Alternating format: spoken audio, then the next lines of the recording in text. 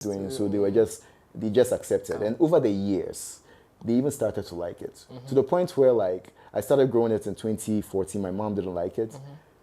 Fast forward to 2017. I'm back in the US. I had gone back to school to finish. I just decided to cut my hair one random day, and I put some pictures, Sakura pictures, and everyone was freaking I'll out. put it on the screen for you guys. And my mother called me and said, I cut the hair. Oh, what did I do with the locks? I said, oh, I left in the barber shop. It's like, oh, I didn't keep it and give it to her, you know. So now she started Sister liking Mary, it. so it's now that you are telling me you like the You hair. like the hair. You've been hating. So, we're talking about your personal life. With your hair, do you usually get this kind of negative stereotypes on your day-to-day activities? Yeah, what I see more is that people stare at me when I'm walking around. Okay. Like, because of my hair.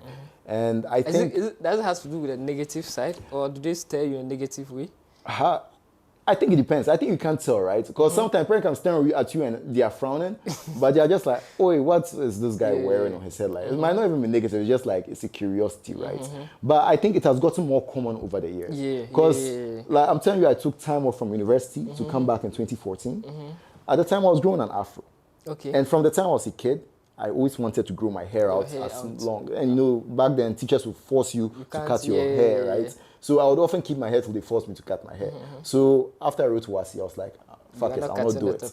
You know. So when I had admission to go to university, it was now you have to do visa interview. My mom and co, they pressured me. Oh, they'll deny you the visa or cut the hair. So it pained me. I went and cut the hair. But that was my last haircut. And in university throughout, I didn't cut the hair. But I was doing an afro initially. But when I came back to Ghana to explore making films, I was just like, I'm going to do the Rasta. So I stopped combing it. And then it was an afro that gradually transformed into dreadlocks, free form. And that was the most difficult year in terms of perception. Because they had never seen me in dreadlocks. Because Tim Tony throughout that period, hey, if you don't down cut, if you even grow the hair, some small afro. So does it have to do with your family or just society? It was family and society, right? Because I think when you grow the hair, there's a lot of connotations about it. Hey, you started doing bad things. You started doing drugs. You started, you know. Especially the drugs. You don't respect. You don't respect, right? But I think I've always been a respectful person. I think I do relate to people with respect. So the people close to me could never use that against you. Right? You know, I remember my mom initially was pushing against it.